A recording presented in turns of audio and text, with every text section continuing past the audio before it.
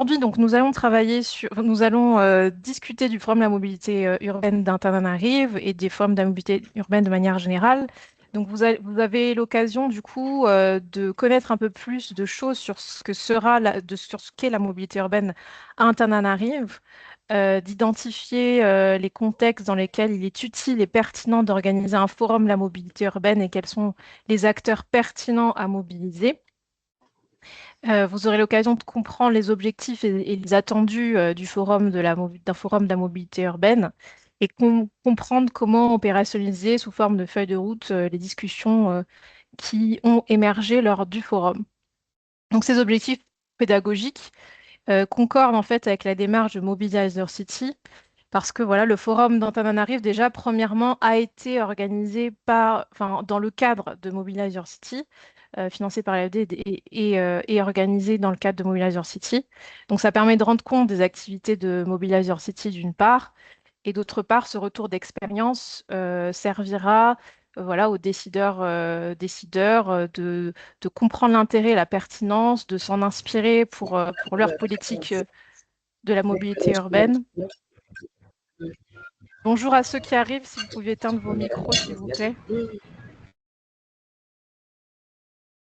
Merci. Et donc ça sert aussi à faire du renforcement de capacité finalement pour les décideurs et d'animer la communauté des villes du Sud global aussi, parce que c'est un forum qui a été organisé à Madagascar, donc dans un pays du Sud. Donc, je vais vous présenter à présent les intervenants. Moi, Karina Djemrao, donc je suis modératrice et puis je suis issue de l'école des ingénieurs de la ville de Paris je suis depuis avril 2023 chef de projet de modernisation des taxis B Antananarive. Donc taxi B, c'est les bus locaux. Et je suis aussi chef de l'antenne Codatu Madagascar. Et dans le cadre du projet en fait, de modernisation des taxis B, on a organisé le premier forum de la mobilité urbaine du Grand Antananarive avec mon équipe, tant sur le fond que sur la forme.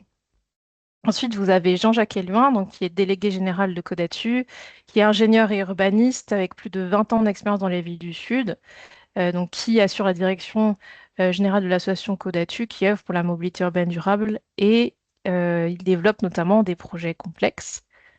Vous avez ensuite Charles Tétu, qui est responsable d'équipe projet au sein de la division mobilité numérique de l'Agence française de développement, qui est en charge de l'instruction et du suivi de projets de transport dans 4 pays, donc Madagascar, le Gabon, le Sénégal et le Brésil. Et a précisé qu'en 2023, le groupe AFD a engagé 820 millions d'euros en faveur des transports. Et la mobilité urbaine concentre 80% des financements, ce qui est un marqueur fort de l'activité du groupe dans le secteur. Donc, grâce aux projets qui ont été approuvés et réalisés, 9,2 millions de personnes devraient avoir un accès amélioré à un transport durable. Et finalement, vous avez Stéphane Ramien-Jassou, qui est issu de l'Institut supérieur de technologie d'Antananarive, l'ISTT, et qui est directrice des transports routiers au sein du ministère en charge des transports malgaches. Et donc, elle est en charge de la mise en œuvre de la politique générale et des stratégies de l'État en matière de transport routier. Et donc, ça a été notre point focal côté ministère des Transports pour l'organisation du forum d'une part et de manière générale pour le projet de modernisation des taxis B. Donc, en ce qui concerne le contenu du webinaire, dans un premier temps, donc Stéphanie interviendra sur ce qui concerne l'impact d'un forum de la mobilité urbaine dans le cas du Grand Antananarive. Puis Jean-Jacques parlera des forums de la mobilité urbaine de manière un peu plus générale, en posant la question si voilà, en quoi c'est un outil pour réformer le secteur. Et Charles Tétu, donc de l'AFD, discutera du forum de la mobilité urbaine dans le cycle de vie des projets de transport. Ensuite, il y aura, comme je l'ai dit en introduction, une séance de questions et réponses entre les participants et les intervenants. Donc, c'est moi qui prendrai des questions dans le chat.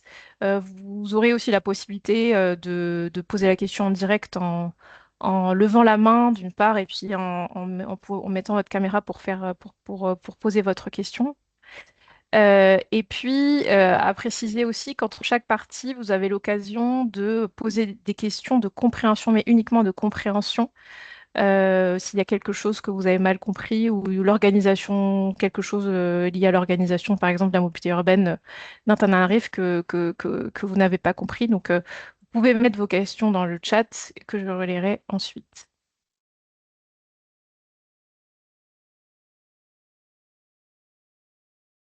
Je vais un tout petit peu introduire les présentations en contextualisant le Forum de la mobilité urbaine du Grand Antananarive. Donc, premièrement, et donc il a eu lieu les 24 et 25 avril 2024 avec 130 personnes qui ont participé en plénière et 110 durant la journée d'atelier. Il a été organisé sous le haut patronage de son Excellence Monsieur le Président de la République malgache Andry Rajoelina, sous le parrainage de Monsieur le ministre de la Décentralisation et de l'Aménagement des Territoires Naina Titouen et sous le parrainage de Monsieur le ministre des Transports et de la Météorologie, Valérie Ramondzaville. Donc, c'est un forum qui a été organisé par Codatu pour le compte des ministères. Et puis, comme je l'ai déjà dit, c'était un forum qui a été organisé par un financement AFD, d'une part dans le cadre de Mobilizer City et d'autre part pour accompagner le projet de modernisation des taxis B qui est dénommé le projet Zout Tarach, qui veut dire en malgache la ligne modèle.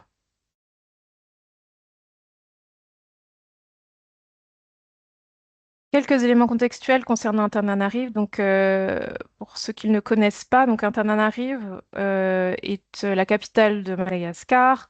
Ce qu'on appelle Grand Antananarive, en fait, est composé de la commune urbaine d'Antananarive, CUA, et de ses 37 communes environnantes, qui correspond à 3,3 millions d'habitants. Donc, la capitale a une superficie de 768 km², avec une altitude de plus de 1400 mètres et la capitale représente 44% du PIB. En termes de mobilité, il y a 4,2 millions de déplacements par jour, tous modes confondus.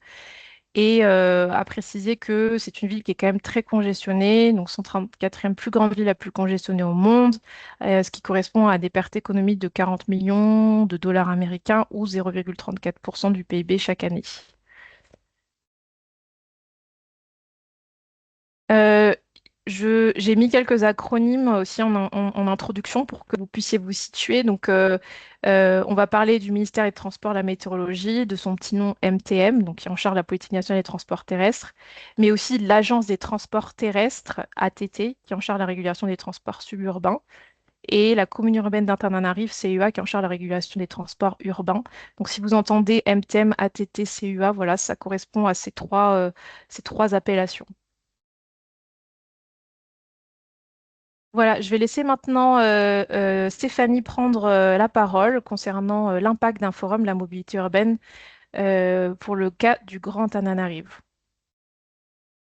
Merci Karine, bonjour à tous. Je vais vous présenter un état des lieux de la mobilité sur le Grand Anna, l'intérêt du gouvernement à organiser le forum et un petit résumé de la feuille de route qui est sortie après le forum. Donc, on peut enchaîner les slides, s'il vous plaît. Voilà. Donc, comment se présente la mobilité urbaine à Antananarive? Le premier constat, c'est que l'agglomération est extrêmement congestionnée. Cela en raison des plans d'aménagement de territoire, d'aménagement urbain, de la mauvaise gestion des systèmes de transport public. Et comme la plupart des fonctions administratives, industrielles et services sont concentrés dans la partie centrale de la commune urbaine, les routes sont donc conçues pour partir des zones suburbaines et converger vers les zones urbaines. Les espaces dédiés aux infrastructures sont donc limités. Alors, on estime que Tana n'utilise qu'environ 5% des zones urbaines à des fins routières.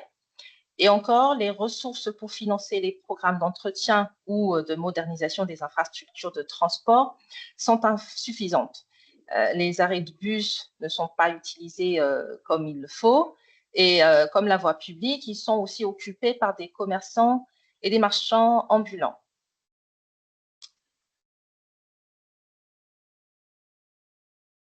En termes de déplacement, donc les enquêtes menées ont révélé que sur les personnes interrogées, 42% se déplacent pour des raisons professionnelles, 23% pour faire les achats et 12% pour aller à l'école ou étudier.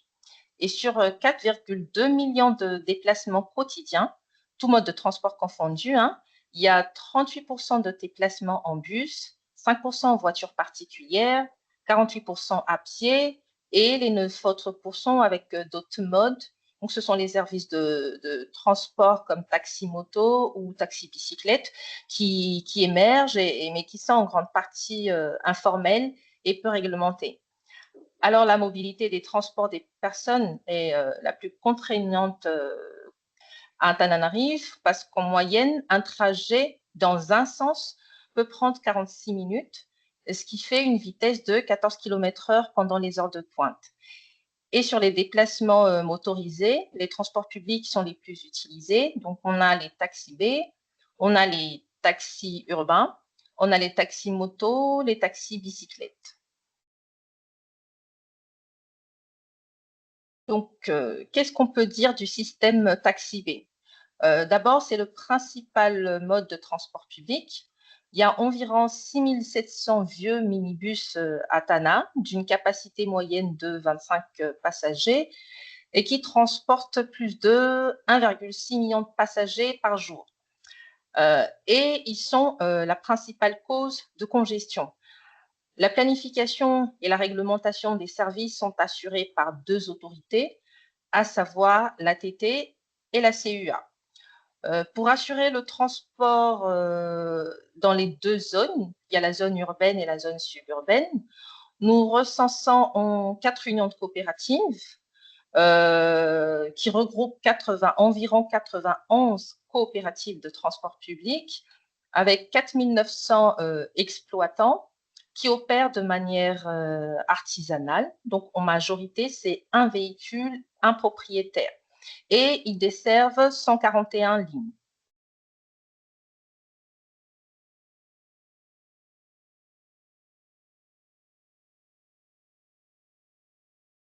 Voilà. Donc, déjà, les véhicules ne répondent ni aux normes de sécurité, ni aux exigences de protection de l'environnement. Alors, quand on dit deux autorités aussi, donc c'est deux modes de régulation. Concernant les réseaux de transport, on a deux zones bien distinctes, hein, que j'ai dit, zone urbaine et zone suburbaine. Et comme ce sont les autorités qui définissent les lignes de transport, donc par manque de coordination, les lignes se chevauchent, les délimitations sont assez floues et les lignes de transport ne sont plus adaptées aux besoins. Et ajouté à cela, il y a toujours le service insatisfaisant par manque de professionnalisme, irrégularité dans les horaires de service, absence de solutions biétiques, manque de professionnalisme des chauffeurs et les irrégularités dans les horaires de service.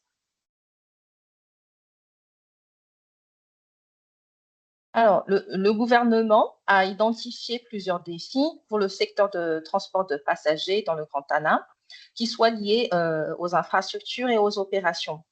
Les infrastructures dont l'état est généralement médiocre ou moyen, la congestion fréquente aux heures de pointe, l'organisation des lignes de bus qui n'est pas adaptée aux besoins des usagers et qui n'a pas évolué aussi depuis plusieurs années, une flotte de minibus vieillissante qui ne solutionne pas le transport de masse, l'absence de solution billettique qui rend la gestion des recettes inefficace, des projets de transport urbain qui sont fragmentés et mal coordonnés.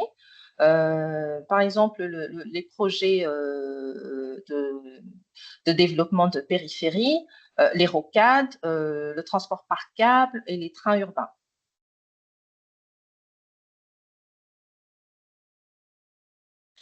Alors, pour répondre aux besoins actuels et futurs, nous avons organisé le Forum de la mobilité urbaine. Donc, l'idée était de réunir tous les acteurs de la mobilité urbaine du Grand Antananarivo pour qu'ils puissent s'approprier un état des lieux, un diagnostic du contexte actuel, pour échanger sur les objectifs et les thématiques prioritaires et bâtir ensemble une feuille de route opérationnelle. Donc, les orientations du forum, on a la gouvernance de la mobilité urbaine pour clarifier les responsabilités et les rôles de chacun pour ce qui est de la mobilité urbaine et aussi imaginer la gouvernance future de la mobilité urbaine du Grand Antananarivo. Professionnalisation des taxis B, c'est de moderniser les taxis B et donc mettre en place des lignes pilotes comme le Zuchaftar et qui va être généralisé sur tout le système de transport. L'intermodalité, c'est de montrer l'intérêt d'un système de mobilité intermodal et cohérent. Et la quatrième orientation, c'est le quatrième thématique, c'est la planification stratégique. C'est permettre d'identifier les enjeux principaux ainsi que les obstacles actuels de la planification stratégique de la mobilité. Alors, un petit résumé de ce qui est sorti de la feuille de route. Donc, en termes de gouvernance, c'est l'autorité organisatrice de la mobilité unique qui couvre les zones urbaines et suburbaines. Donc, c'est créer une AOM du Grand Anna sous l'égide de l'ATT et dans laquelle les collectivités seraient associées. Mettre à jour les textes réglementaires relatifs à toutes les réformes, que ce soit concernant les autorités, le système de transport public et toute la mobilité urbaine, à savoir la mobilité, l'intégration de l'intermodalité et de la mobilité douce.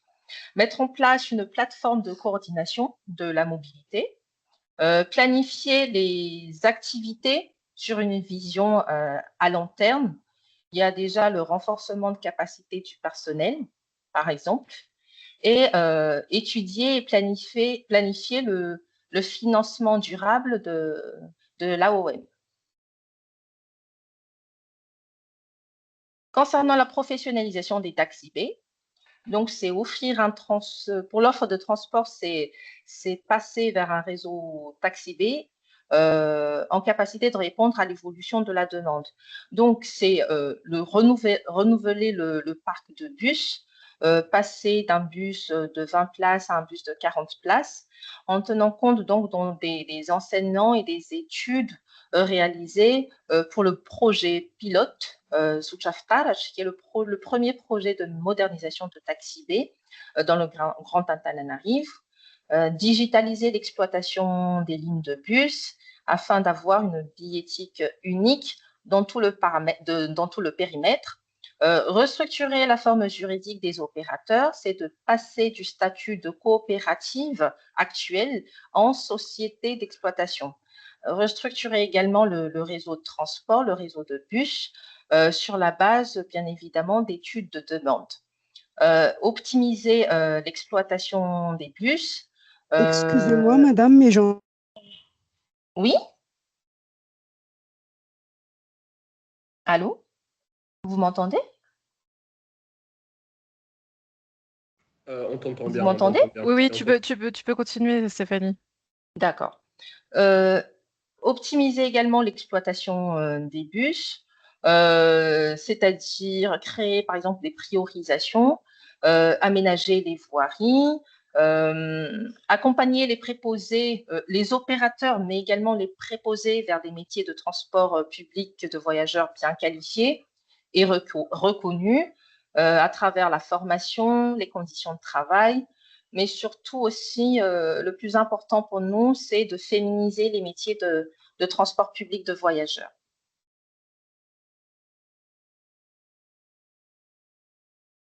Troisième axe, c'est l'intermodalité. Donc, améliorer l'intermodalité dans le Grand Anna c'est de promouvoir l'intermodalité, connecter tous les différents modes de transport, dont les projets et ceux qui existent déjà, les projets de train urbain, les téléphériques, les bus, et appliquer une tarification intégrée entre les modes de transport. Quatrième axe, donc c'est l'adoption, le suivi et l'évaluation de la feuille de route. Adopter la feuille de route, bien évidemment, et la transformer en politique nationale du transport public ou politique nationale de la mobilité. C'est de suivre la mise en œuvre de cette feuille de route et son planning. C'est créer un organe, il faut créer un organe de suivi de cette feuille de route et créer une plateforme de dialogue entre autorités et transporteurs, donc entre les secteurs publics et les secteurs privés. Donc, quel est l'intérêt pour le gouvernement de mettre en œuvre le forum?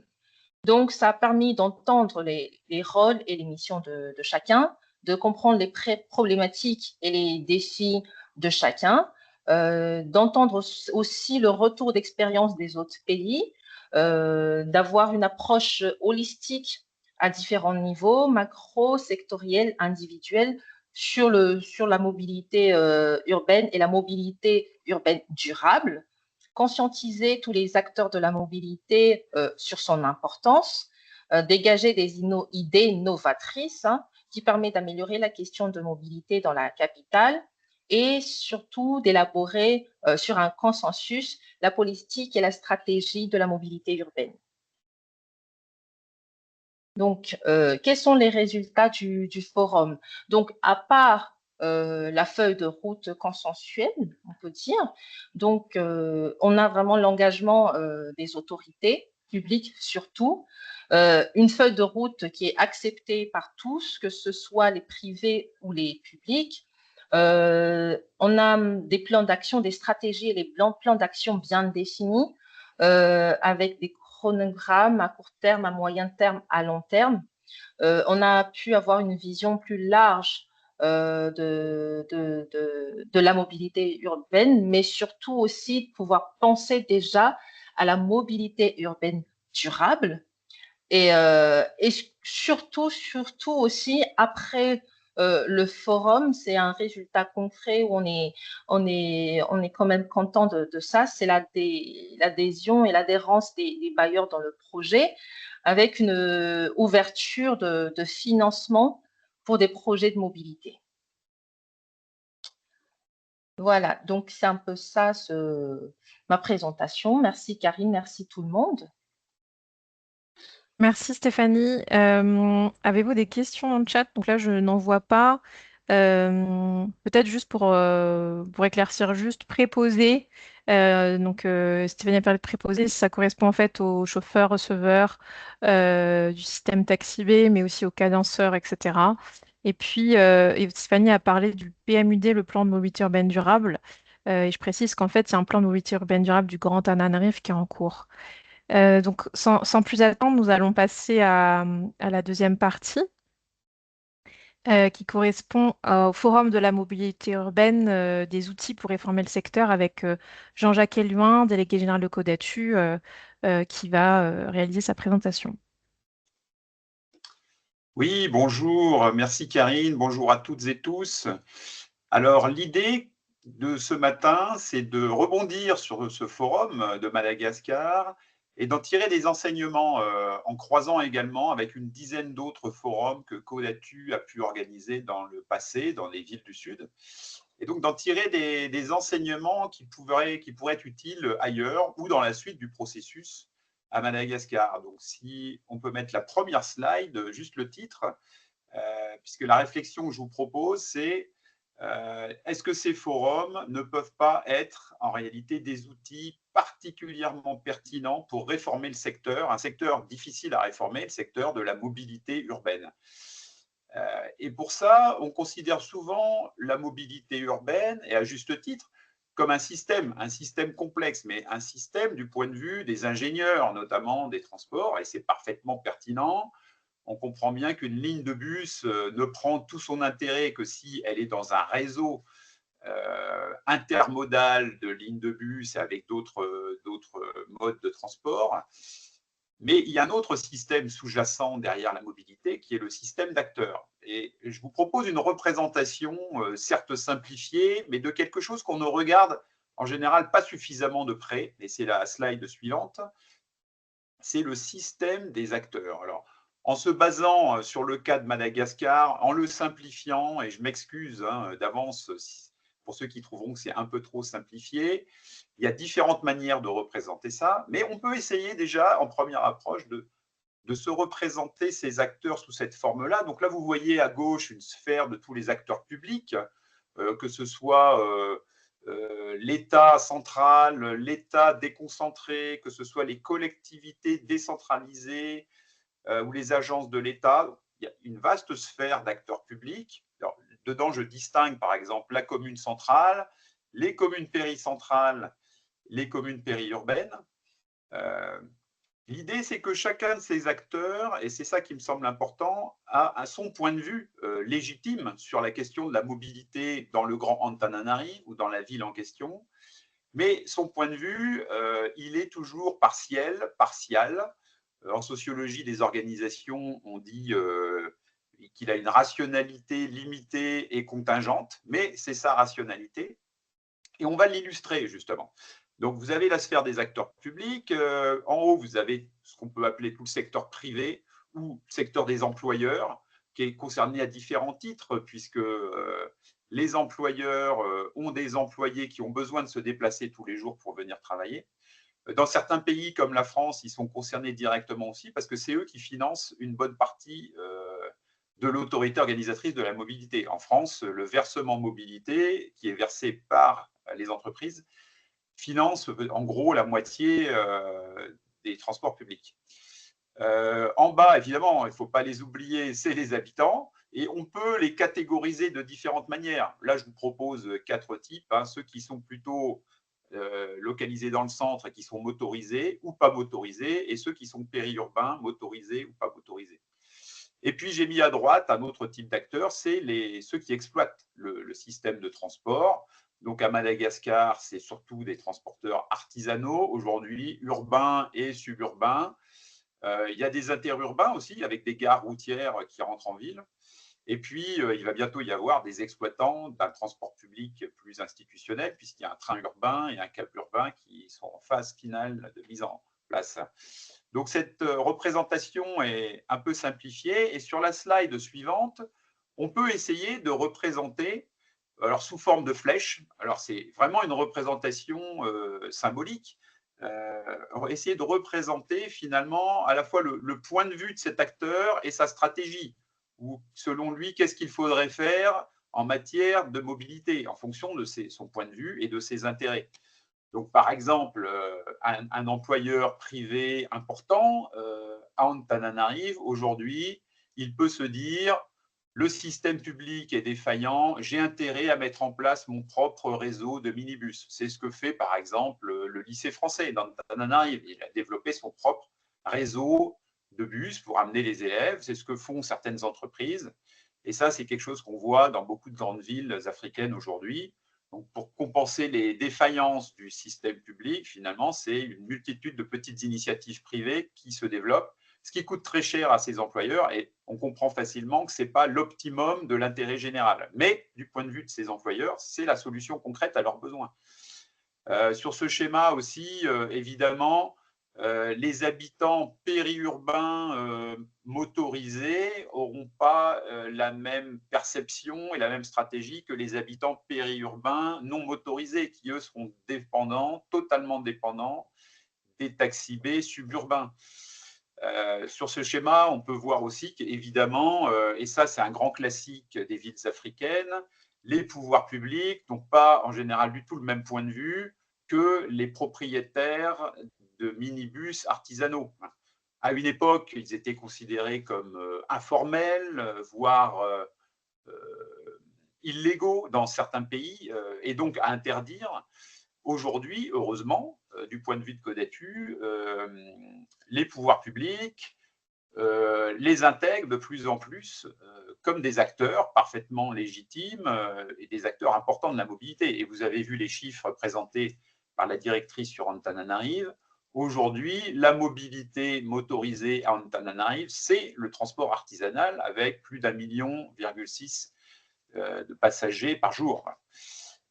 Donc, c'est beaucoup plus que même les projets les plus ambitieux, d'ailleurs, dont on commence à parler à Antananarive de BRT, par exemple, avec quelques centaines de milliers de passagers par jour. Ça restera, dans les premiers temps, en tout cas, très faible par rapport au flux de personnes qui sont transportées dans les minibus. Donc, vous voyez sur ce schéma que si on essaye de représenter tout ça de manière très symbolique, là, les flèches sont mises de manière parfaitement aléatoire, hein, ne représentent rien de précis, mais c'est pour montrer que les points de vue et les stratégies des uns et des autres ne sont pas forcément les mêmes, même au sein de la sphère publique, par exemple, ou même au sein des habitants ou des employeurs. Et donc, la résultante de toutes ces petites forces, en quelque sorte, slide suivante, ça peut être quelque chose qui s'équilibre, vous voyez, où vers la gauche ou vers la droite, vers le haut ou vers le bas, on ne sait pas finalement où est-ce qu'il faut aller en matière de mobilité urbaine dans cette ville. Et si on prend un regard un peu extérieur, et j'ai mis les bailleurs, les agences de développement, les ONG en bas, en regardant ça, elles peuvent se dire, bon, on ne sait pas finalement ce qu'il faut faire. J'aurais pu ajouter aussi les coopérations décentralisées, en se disant, mais très compliqué d'intervenir sur une telle ville, puisque les acteurs ne sont pas focalisés sur quelques grands sujets et en allant tous dans la même direction.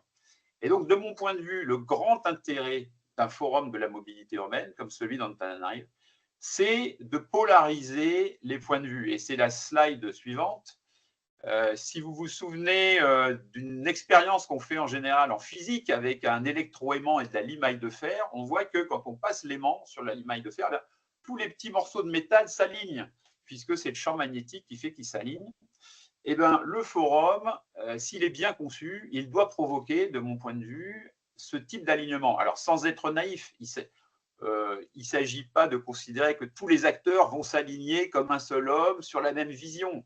Dans la réalité, c'est jamais aussi simple que ça. Ils ne sont pas tous au forum, ils ont des intérêts objectivement parfois contraires, mais il y a quelques grandes idées sur lesquelles ils doivent pouvoir se mettre d'accord, parce qu'une des raisons de fond, c'est qu'ils sont tous des acteurs qui habitent ou qui travaillent ou qui interviennent sur la même ville. Et le développement durable de cette ville, ben voilà une cause commune entre les employeurs, les transporteurs, les services publics et les habitants. Ils ont tous intérêt à ce que cette ville fonctionne mieux. Et là, on peut penser, on peut espérer qu'à Antananarive, il y a de plus en plus cette conception qu'effectivement, il y a des marges de manœuvre très importantes pour améliorer tous ensemble une situation qui aujourd'hui est extrêmement complexe, comme Stéphanie l'a présenté.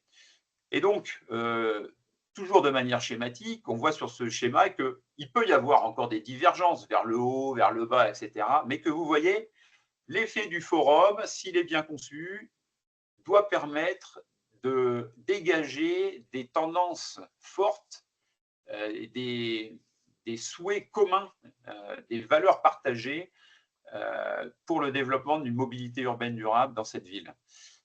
Et la résultante, ça peut être cette flèche, symboliquement, qui va vers la droite. Et ensuite, du point de vue extérieur, des bailleurs, des ONG, des coopérations décentralisées, on peut beaucoup plus facilement se dire, ah ben voilà la direction majoritaire dans laquelle il faut aller, et donc on va pouvoir plus facilement accompagner les acteurs pour aller dans ce sens-là. On approfondira, si vous voulez, justement les jeux d'acteurs qu'il peut y avoir derrière tout ça, mais encore une fois, c'était une représentation assez schématique. Dans ce forum de Madagascar, il y a eu quelques innovations. C'est la slide suivante.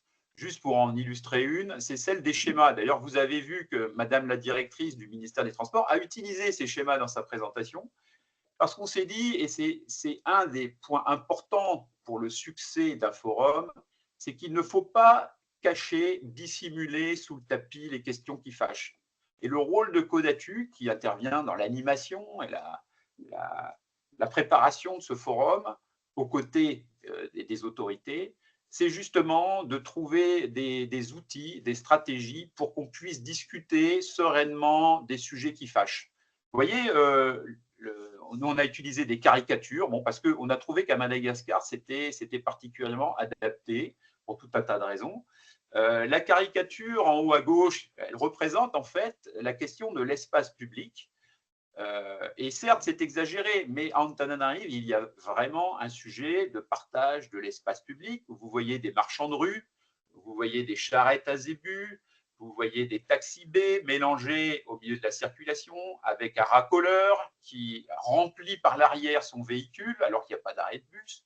Vous voyez des charrettes à traction humaine et tout ça mélangé et des piétons qui essayent de passer au tout ça. C'est exagéré, quoique, sur cette caricature, mais ça représente bien une vérité. Et quand on montre ça au forum, il n'y a pas eu de réaction pour dire non, c'est vraiment exagéré, c'est pas comme ça, il ne faut pas quand même pousser.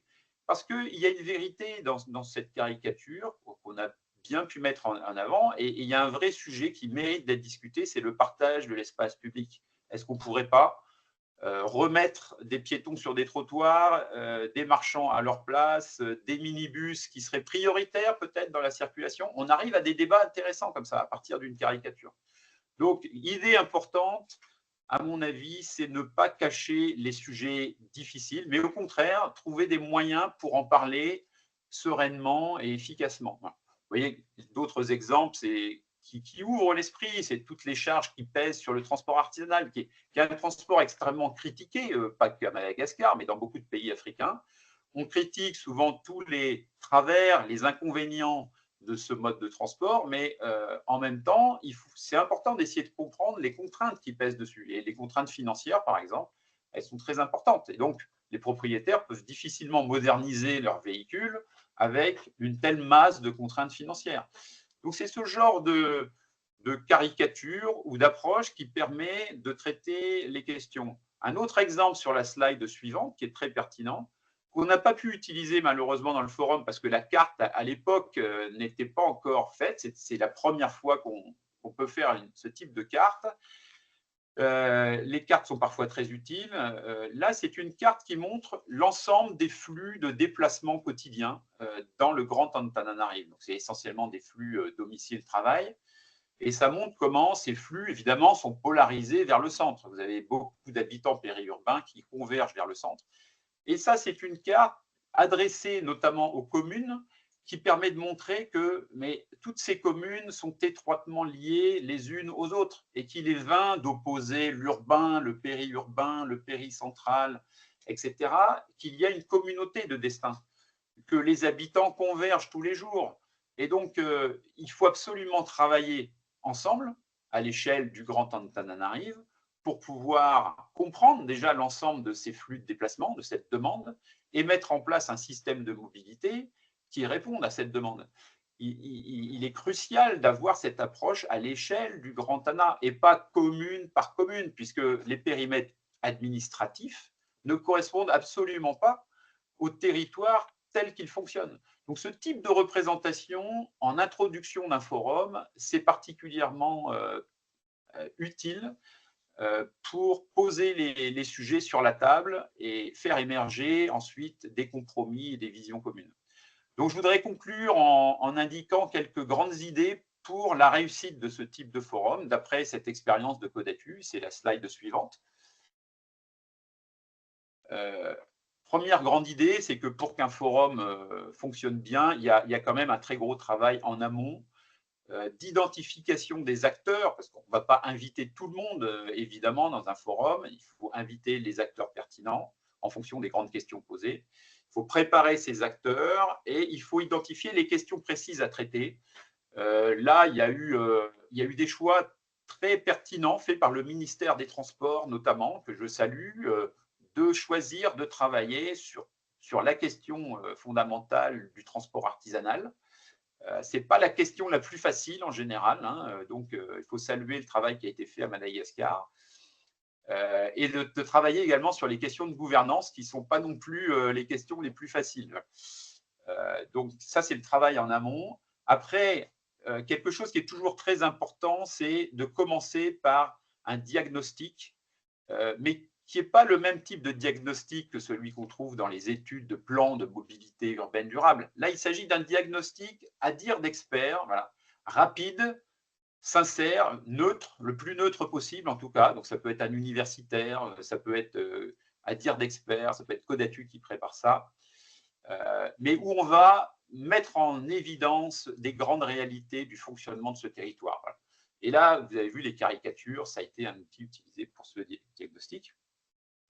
Troisième point important, c'est sélectionner quelques thématiques considérées comme prioritaires. On ne peut pas tout traiter dans un forum. Là, on aurait pu, à Madagascar, très utilement parler des modes actifs et de la marche, qui est un aspect fondamental.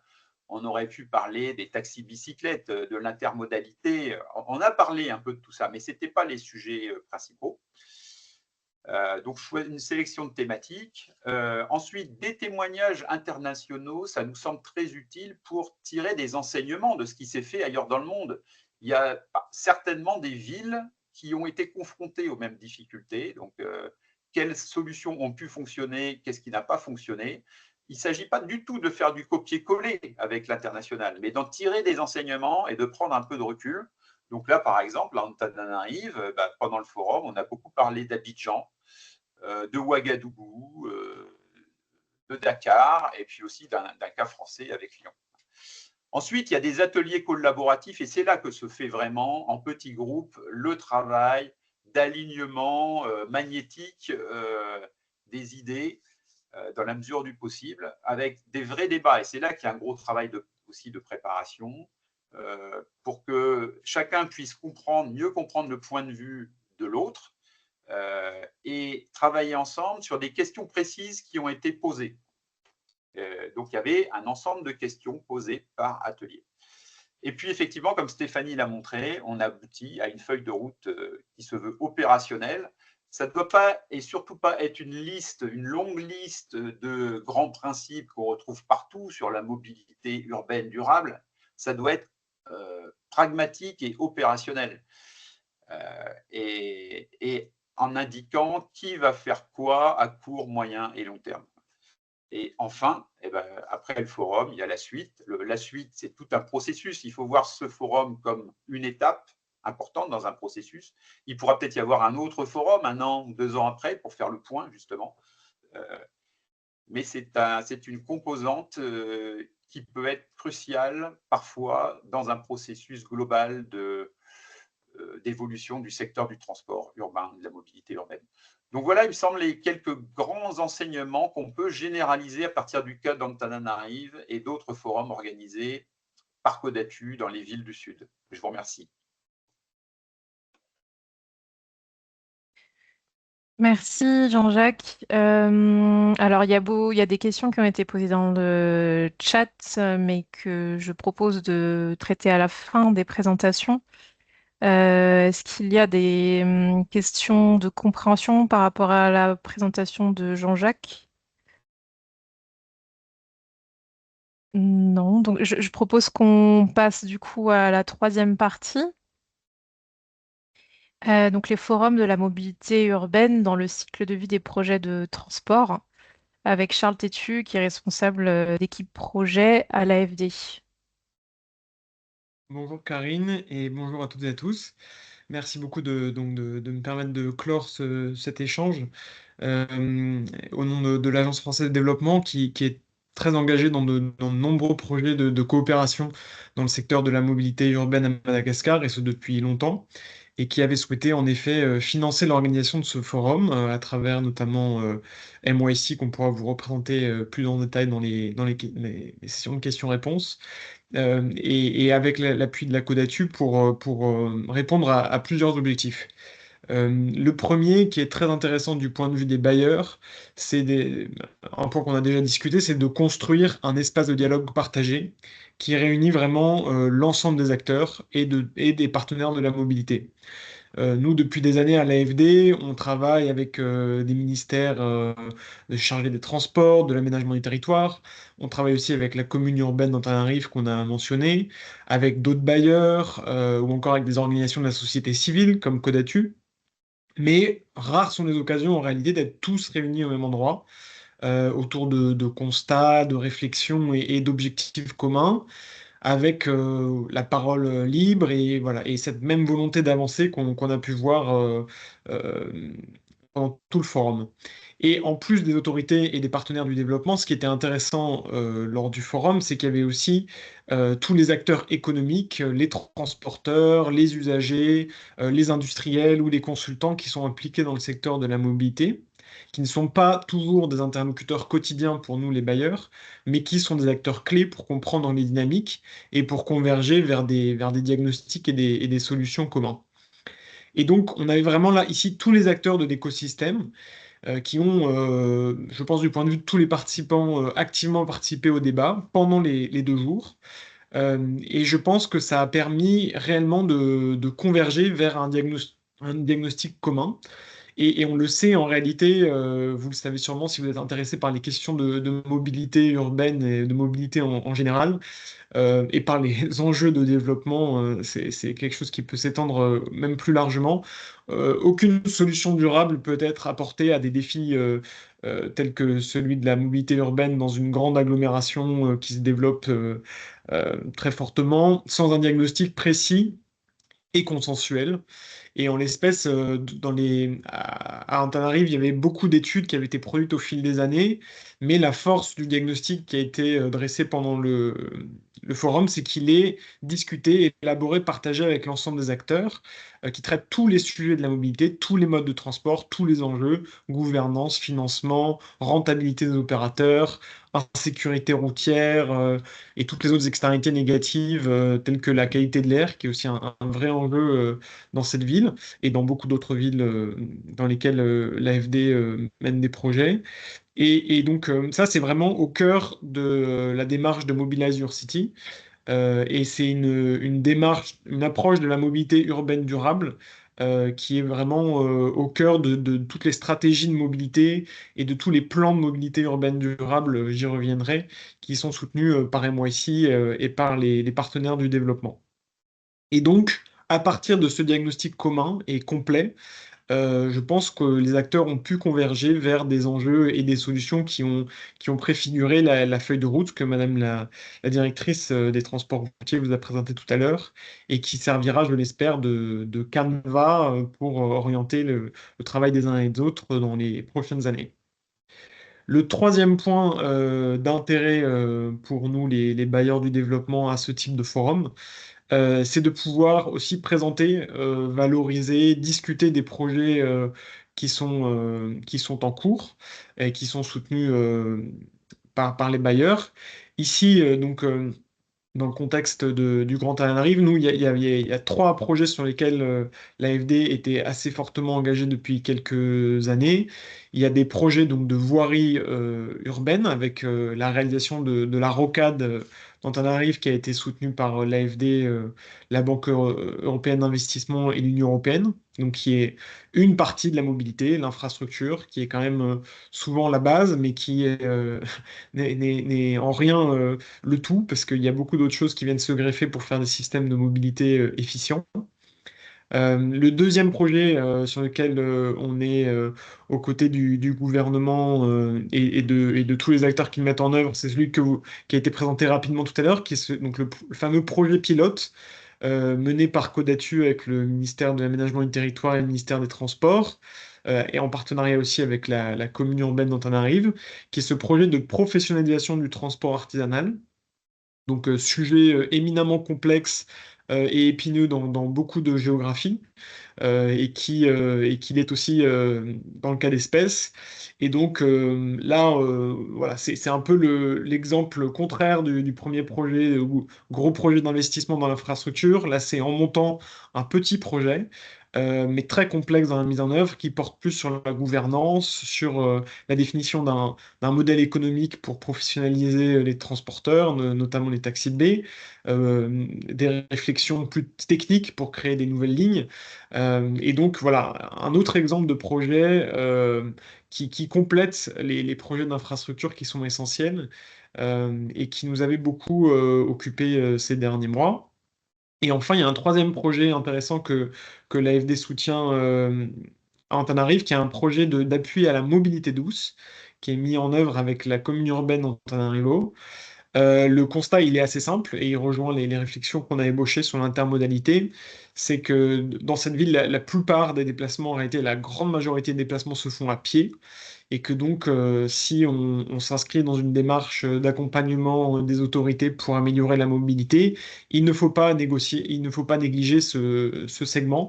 Donc, la mobilité douce, c'est la marche ou même le vélo qui est pas forcément encore très très développé, mais qui pourrait aussi constituer une solution à la mobilité.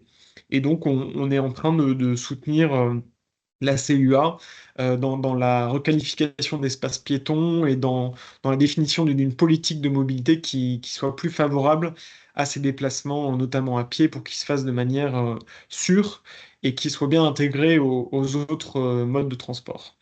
Et donc, vous voyez qu'à travers ces différents projets sur lesquels nous, on a été amenés à travailler ces dernières années, on touche pas mal des thèmes qui ont été abordés dans le forum. Et donc, c'était extrêmement intéressant pour nous d'enrichir nos réflexions collectives sur ces sujets et d'avoir aussi le retour de tous ceux qui étaient dans la salle sur la mise en œuvre de ces projets, leurs défis, leurs impacts, leurs défauts, les enseignements tirés. Et je pense que ça a aussi permis aux autres partenaires du développement qui étaient présents lors du forum d'identifier de nouveaux projets ou de réfléchir eux-mêmes aux projets qu'ils suivent ou qu'ils soutiennent pour pouvoir les améliorer ou les amplifier. Et enfin, dernier intérêt sur lequel je voudrais insister à ce type de forum, en particulier pour des bailleurs du développement, c'est l'intérêt de partager les expériences et les meilleures pratiques à deux niveaux.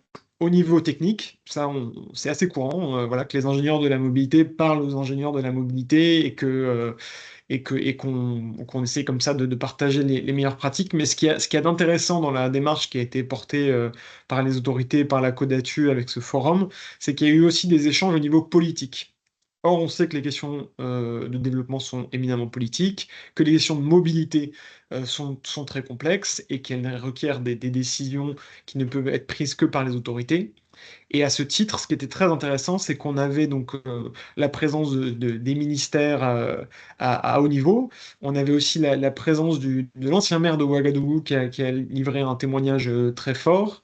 Et on avait aussi le président de Codatu qui faisait partie des échanges et qui lui-même, président un département français étant très impliqué sur les questions de mobilité, a permis de créer du dialogue à un niveau que moi j'ai trouvé très intéressant parce qu'on sortait du niveau technique, ou en tout cas on pouvait s'en éloigner un petit peu pour aussi aborder les considérations politiques. Or, nous, on le voit dans le suivi des projets qui sont soutenus, voilà, on ne peut pas faire l'impasse sur l'un ou sur l'autre. Pour qu'un projet fonctionne, il faut que les deux niveaux soient bien intégrés. Et donc de pouvoir, dans une même enceinte, aborder des questions très techniques et des questions beaucoup plus politiques, c'était très enrichissant, d'autant qu'on comparait des géographies ou des réalités qui étaient parfois assez éloignées, mais qui avaient toujours des intérêts pour les uns et les autres. Donc voilà, c'est ces quatre principaux enseignements que je retiens, moi, du point de vue des bailleurs et que je pense qu'il serait utile de reproduire ailleurs. Pour finir, je voudrais vous parler, comme l'a fait Jean-Jacques, des conditions qui me semblent nécessaires pour que l'organisation d'un forum soit aussi réussie qu'elle ne l'a été à Madagascar. Le premier point, qui je pense est un point crucial, c'est que le forum ne peut pas fonctionner s'il ne s'inscrit pas dans une dynamique plus large. Et dans le cas d'espèce, la dynamique, c'était celle d'une part du projet pilote mis en œuvre par la Côte d'Atu avec les ministères que j'ai mentionnés, et d'autre part la réalisation du plan de mobilité urbaine durable du Grand Antananarivo. Parce que on le sait tous, les forums, c'est souvent intéressant. J'imagine que vous participez à beaucoup de forums, comme moi et comme nous tous, et que parfois on est un peu déçu de voir que ces forums sont en réalité une somme de déclarations, d'engagements assez convenus, mais sans lendemain. Et en réalité, que ce soit pas simplement un événement, un bel événement sympathique où tout le monde se déplace et passe un bon moment et profite d'un cocktail, je pense qu'il faut qu'on l'ancre ces discussions dans des dynamiques de long terme Et ce qui était intéressant avec ce forum, c'est qu'il intervenait quelque part à la mi-temps du projet pilote Codatu, qui avait déjà permis de pas mal travailler avec les autorités sur les questions de gouvernance et avec les opérateurs de taxi B sur la professionnalisation de leur activité, l'évolution des modèles économiques.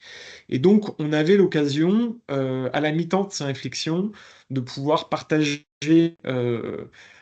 largement les premières conclusions, de pouvoir en débattre, de pouvoir éventuellement réorienter ce qui restait à faire sur ce projet. Et on a aussi, du coup, la possibilité, après le forum, d'intégrer les résultats et les discussions qui ont vu jour pendant ces 2 jours et de pouvoir essayer de convertir l'essai, si je reste sur une métaphore un peu sportive, et de pouvoir voilà, faire vivre les discussions qui ont eu du forum en réalité. Et ce qui était doublement intéressant, c'est que ces 2 jours qu'on a passés tous ensemble étaient aussi l'occasion de lancer officiellement le plan de mobilité urbaine durable du Grand Anna. Donc pour ceux qui ne sont pas familiers de ce type de documents de planification qui sont souvent financés par des bailleurs du développement ou d'autres et qui sont mis en œuvre selon une méthodologie qui a été développée justement par MYC, ce sont des études de planification qui permettent un peu selon la même démarche que celle du forum, de réunir l'ensemble des acteurs de la mobilité, d'établir un diagnostic très précis, de définir un scénario souhaitable de la mobilité dans toutes ses formes, et ensuite de définir très précisément un plan d'investissement et des mesures de court, long et moyen terme qui vont permettre d'atteindre l'horizon souhaité. Et donc là, on avait l'occasion en réalité de lancer ce PMUD en même temps qu'on lançait les premières conclusions du forum. Et donc, on va pouvoir, avec le PMUD qui est en cours depuis plusieurs mois, qui est mené par un groupement formé par les cabinets Transitech, Suez et DVDH, d'approfondir le diagnostic qui a été fait, avec notamment une phase d'enquête qui permettra d'avoir encore plus d'assises en termes de données, sur le diagnostic qui a été ébauché lors du forum, et puis aussi d'approfondir la feuille de route en allant dans un degré un peu plus détaillé de définition des projets, définition d'un plan de financement qui va permettre ensuite d'opérationnaliser ces plans de planification ces plans, pardon, avec les financements nationaux ou les financements des partenaires du développement. Donc ça, c'est vraiment, je pense, un point clé. Le forum doit être pensé dans une continuité. Et ce qui suppose, c'est le deuxième point, d'avoir bien préparé en amont les livrables du forum. Donc là, c'est la feuille de route et le diagnostic qui avait été, comme cela a été déjà expliqué, déjà réfléchi et déjà ébauché dans les mois qui ont précédé et qui vont continuer de vivre, pour que ce soit, encore une fois, pas un forum pour un forum, mais un forum au service d'objectifs clairs, et si possible, qui soit bien suivi dans la durée. Le troisième point, à mon avis, capital pour que le forum soit une réussite, c'est qu'on ne se refuse pas d'aborder les sujets sensibles. Et parmi les sujets sensibles, je pense que s'il y en a un qui est toujours très sensible, quelle que soit la géographie, quel que soit le secteur, c'est celui de la gouvernance. Et on le sait tous, c'est un sujet récurrent, c'est un sujet qui est capital pour la réussite des projets. Et en réalité, souvent, on ne prend pas assez en compte ce paramètre. Là, je parle pour ce que je connais moi. En tant que bailleur, c'est pas toujours facile de décrypter les enjeux de gouvernance, les frictions entre des administrations, les enjeux de compétences géographiques, techniques. Et en fait, quand on n'a pas une bonne compréhension de la gouvernance et quand on ne peut pas définir un bon mode opératoire pour le projet, et donc le projet nécessairement n'atteint pas les objectifs escomptés. Donc arriver à aborder ces sujets de gouvernance avec tous les acteurs pertinents et pouvoir un peu mieux comprendre le contexte et quelle est la direction qui est prise, c'est vraiment une grande richesse pour ensuite pouvoir calibrer au mieux des projets et des modes opératoires qui permettront de s'inscrire dans cette gouvernance, de la renforcer, voire voilà, d'appuyer un mouvement qui est, dans le cadre du Grand Tanarive, la création peut-être à moyen terme d'une autorité unique pour superviser l'ensemble de la mobilité à l'échelle de l'agglomération.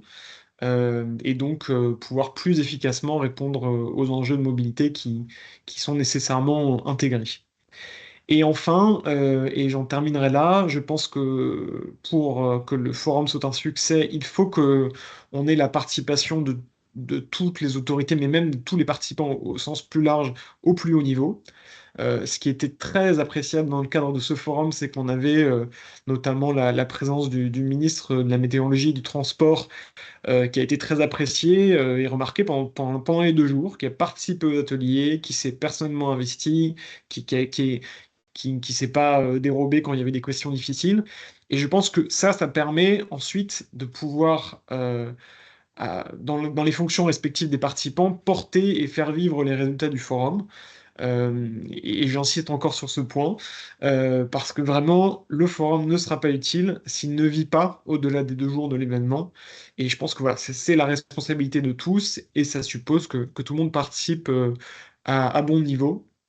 Et de ce point de vue, vraiment, le forum de Tana a été très réussi, et je remercie encore une fois les autorités et la Codatu, parce que je pense que ça fera date, et peut-être même que ça fera des émules dans d'autres géographies, c'est ce qu'on souhaite. Et que voilà. Donc si vous êtes intéressé par ces questions, et si vous avez envie de reproduire l'expérience ailleurs, on sera toujours disposé à partager les enseignements qu'on a tirés de cet événement. Et puis à plus court terme, on est disponible pour répondre à vos éventuelles questions. Merci beaucoup.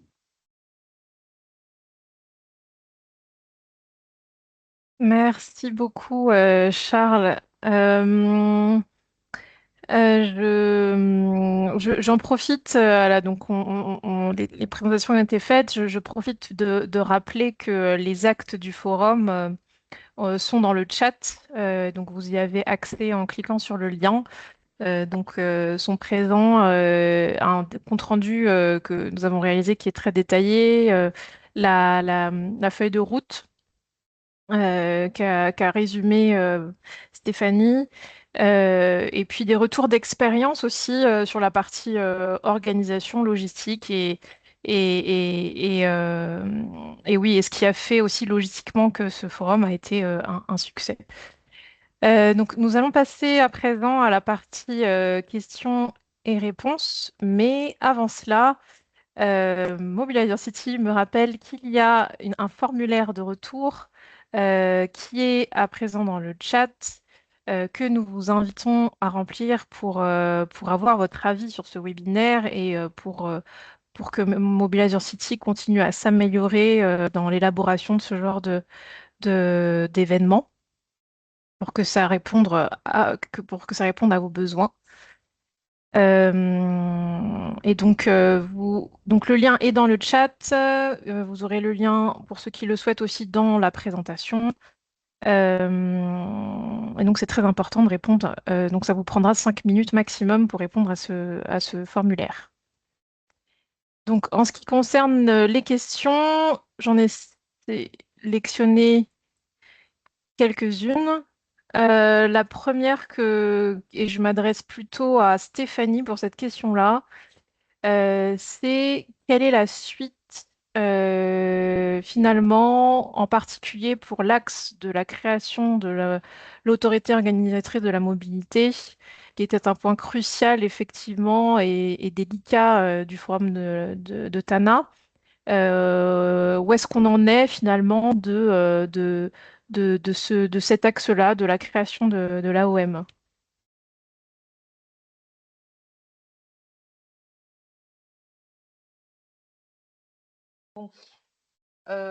Pour répondre à la question sur la création de l'AOM, donc on a commencé à faire une demande qui, je pense qui a été validée parce qu'on a obtenu un avis de non-objection d'un bailleur pour faire l'étude de la réforme de l'Agence des transports terrestres et l'étude pour appuyer sa mise en place avec tous les modes de financement et modes de fonctionnement de l'AOM. Donc, bien évidemment, il faut, enfin, pour que ça soit viable à long terme, il faut qu'on ait d'abord l'étude de mise en place et ce qui est en cours actuellement avec un bailleur.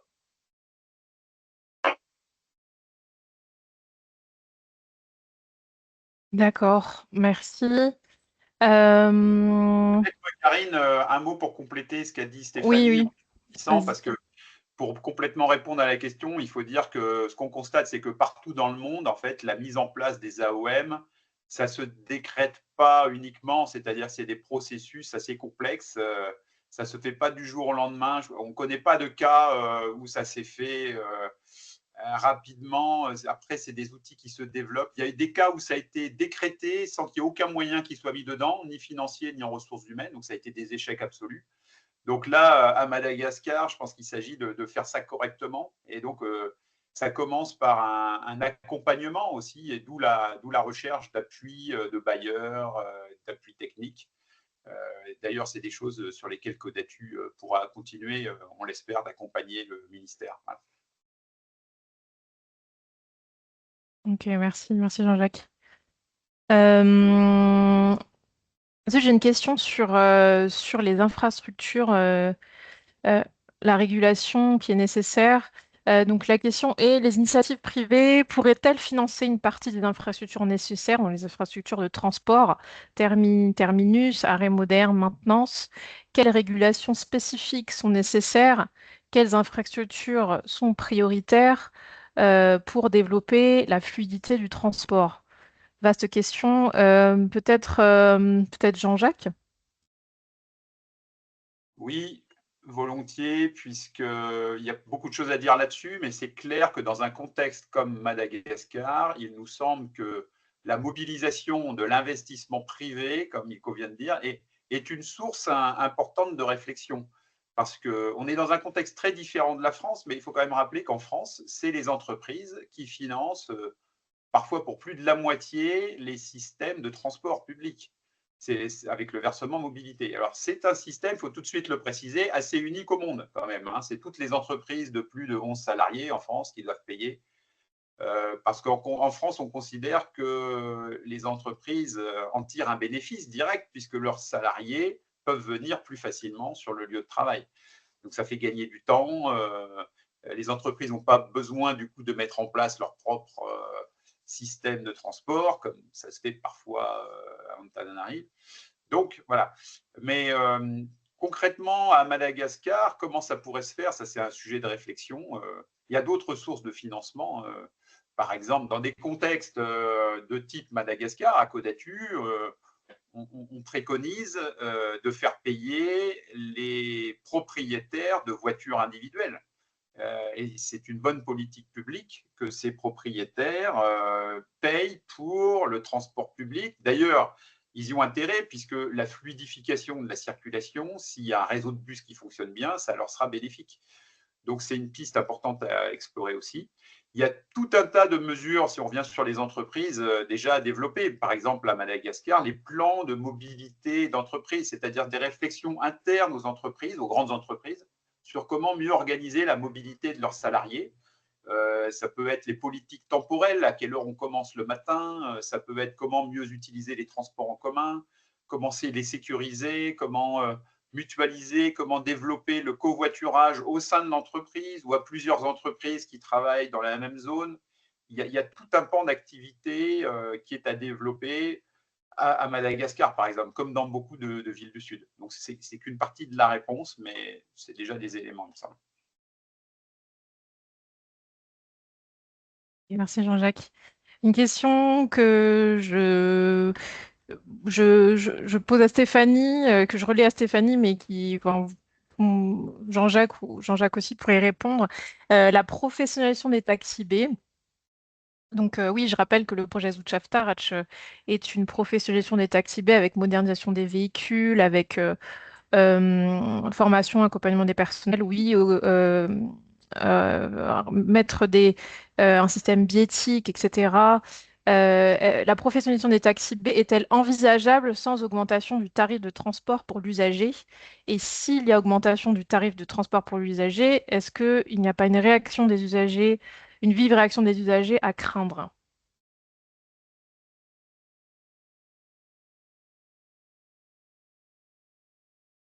D'accord. Donc, est-ce que ça aurait comme conséquence l'augmentation de tarifs?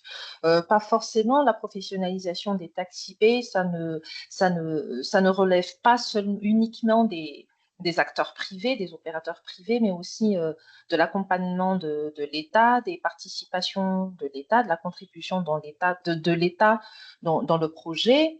Par exemple, pour le Zuchaf, c'est un exemple concret pour le Zuchaftarj. À part le fait de demander aux transporteurs d'acquérir les bus, et c'est encore une partie, hein, c'est une partie du montant de l'acquisition. L'État les appuie dans l'élaboration du modèle économique, du business plan, pour les aider à obtenir des prêts.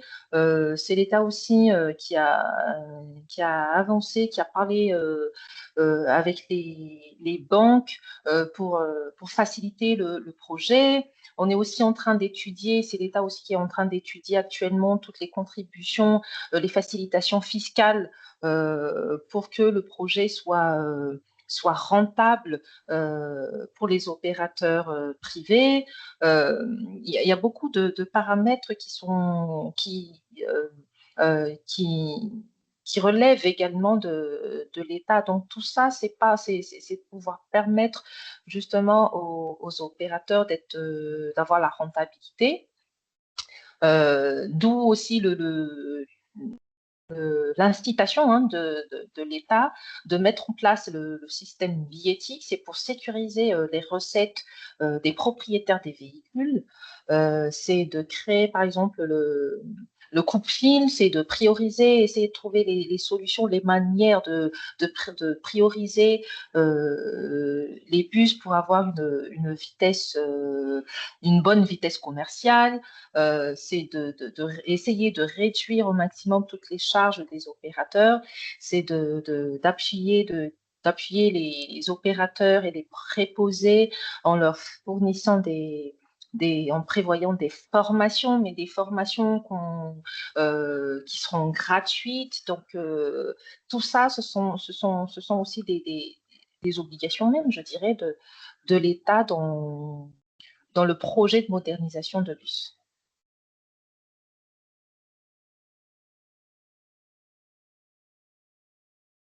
Ok, Jean-Jacques, tu veux compléter ou non?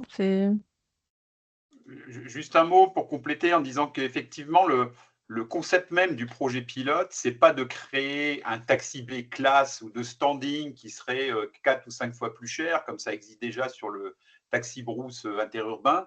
C'est bien d'améliorer le système existant et on sait très bien que le prix du taxi B pèse déjà très lourd dans le revenu des ménages d'Antananarivo. Il ne s'agit pas d'augmenter ça, c'est quasiment pas possible. Donc on reste évidemment sur le même ordre de grandeur de prix du déplacement. Et c'est avec cette donnée-là qu'il faut construire le nouveau système taxi B. Et comme Stéphanie l'a bien indiqué, comment on fait pour équilibrer l'équation si d'un côté il faut des véhicules modernes et des contraintes d'exploitation plus fortes, mais c'est parce que de l'autre, il y a une énorme marge d'augmentation de la performance du système par le fait que les bus peuvent être prioritaires et gagner en vitesse commerciale, par la billettique qui fait que les flux financiers sont dématérialisés, et par plein d'autres systèmes, la conduite des chauffeurs qui sera meilleure, etc. Un système assurantiel qui sera protecteur et plus de coordination entre les exploitants eux-mêmes plutôt qu'un système concurrentiel contre-performant qui existe aujourd'hui. Il y aura une vraie coopération à l'avenir. Donc, c'est grâce à toute cette meilleure performance, productivité du système qu'on pourra équilibrer l'équation et maintenir les prix qui sont au niveau international, qui peuvent paraître très bas, puisque en gros, en euros ou en dollars, on est à 10 centimes aujourd'hui dans le système taxi B, ce qui fait rêver dans certains pays où les prix sont 20 fois plus élevés, et encore, c'est parce que les autorités publiques subventionnent énormément. Donc ça, c'est le prix aujourd'hui, mais ça paraît très faible mais au niveau international, mais à Madagascar, ça pèse très lourd très très lourd dans le revenu des ménages.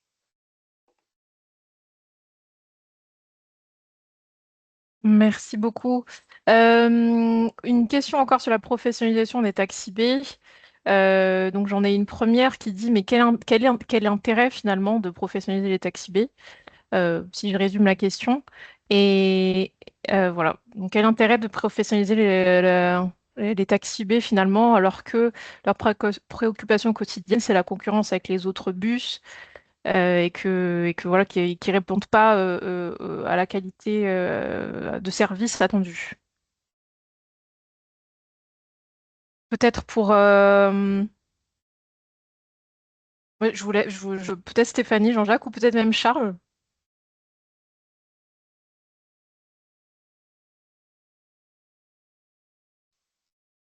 Merci Karine. Moi, je peux laisser après les autres intervenants compléter, mais je pense que justement, ça, c'est le principal enjeu, c'est qu'aujourd'hui, c'est le mode de transport qui réalise le plus de déplacements motorisés et que la qualité est pas nécessairement au rendez-vous pour les usagers. Et que donc l'objectif du projet pilote qui est mis en œuvre par la Codatu avec les ministères et qui est financé par l'AFD, c'est justement d'arriver à développer un système plus vertueux, ce qui n'est pas une mince affaire, où on arrive d'une part à convaincre les opérateurs qu'un modèle économique différent est possible et qui pourra rester rentable avec des véhicules de meilleure qualité, avec un service plus fiable avec une meilleure qualité de service. Et donc ça, c'est tout l'enjeu du projet qui réfléchit aussi à des itinéraires de ligne pilote pour pouvoir, parce que évidemment tout ça dépend aussi du réseau et de comment il est organisé, faire le démonstrateur qu'il est possible sur une ou deux lignes pilotes pour le moment et peut-être sur d'autres demain, de définir un modèle plus vertueux. Sachant que voilà, le transport artisanal, il se développe souvent parce que la nature a horreur du vide quand il y a un besoin une demande de mobilité qui n'est pas satisfaite, et qu'ensuite il est très dur de revenir réguler ces transports un peu spontanés qu'on dit artisanal en fait parce qu'ils sont pas ni publics ni organisés par la puissance publique, ni forcément effectués par des professionnels du transport. Mais il y a un vrai enjeu de pouvoir, si on veut réguler et mieux organiser le secteur, agir sur ces acteurs qui sont des acteurs clés de la mobilité dans le Grand Tarif. Très bien. Une question pour revenir un peu plus sur le forum, une question qui est posée, c'est la suivante. La prise en compte des acteurs tels que représentés par Jean-Jacques Hélion est un début, mais quelles modalités pour éviter des approches conflictuelles entre acteurs?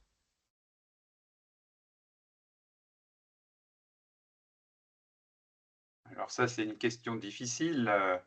Et euh, alors là, la question porte sur la conflictualité.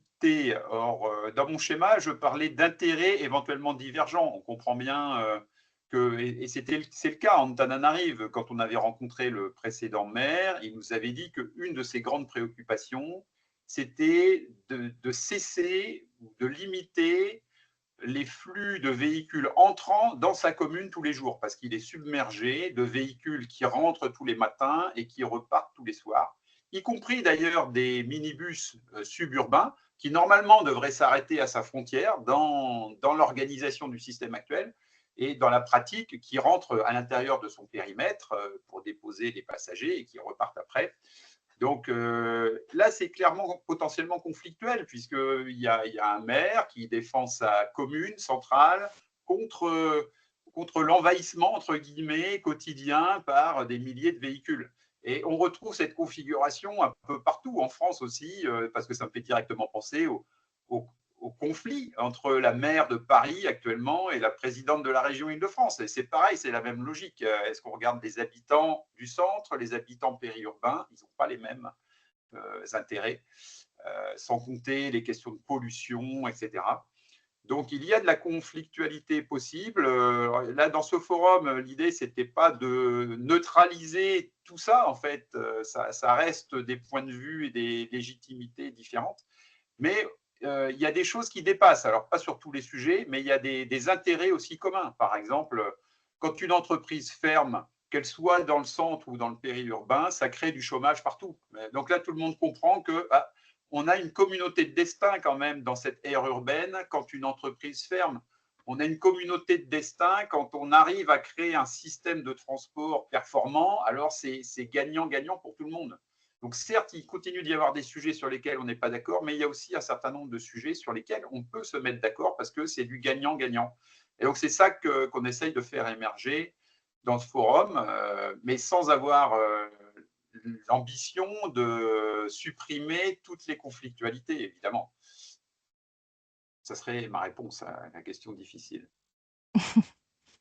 Merci Jean-Jacques. Je vais rapidement poser une question à laquelle je vais répondre moi-même. La problématique de mobilité n'est pas uniquement sur Antananarivo et Madagascar. Quid des autres villes, Tamatave, Antsirabe, Majinga, Fianarantsoa, Tuléar? Oui, tout à fait. Les défis de la mobilité sont encore plus nombreux, j'ai envie de dire, dans les villes de province. Et d'ailleurs, on a identifié ça à Codatu et on a fait un atelier des maires des grandes villes qui a été financé par l'ambassade de France juste après le Forum de la mobilité, donc le 26 avril. Et de là est parti, est parti un besoin, enfin, on a identifié le besoin d'aller sur place pour diagnostiquer le système de mobilité. Et donc, c'est ce qu'on a fait, notamment à Antsirabe et à Tamatave pour commencer. Et l'idée, c'est de présenter les résultats de ce diagnostic très rapidement. Voilà, donc nous allons clôturer les questions. Normalement, j'ai répondu à toutes les questions. Il y a certaines questions que j'ai répondues dans le chat. Je vous remercie beaucoup pour vos participations et vos questions pertinentes. Pour rester informé sur les activités de Mobilizer City, je vous invite à vous inscrire à la newsletter et surtout à parcourir le site de Mobilizer City, qui est d'une richesse très intéressante avec beaucoup d'outils méthodologiques, de guides sur la mobilité urbaine durable et puis sur lequel vous aurez aussi les webinaires tels que nous l'avons enregistré aujourd'hui. Les slides peuvent être partagés sur demande, donc en accord avec les principes de Mobilizer City. Et puis vous pouvez également suivre Mobilizer City sur l'ensemble des réseaux sociaux. Je vous remercie beaucoup de votre attention, merci aux participants et merci infiniment aux intervenants. Veluma Dawol de Makasijak.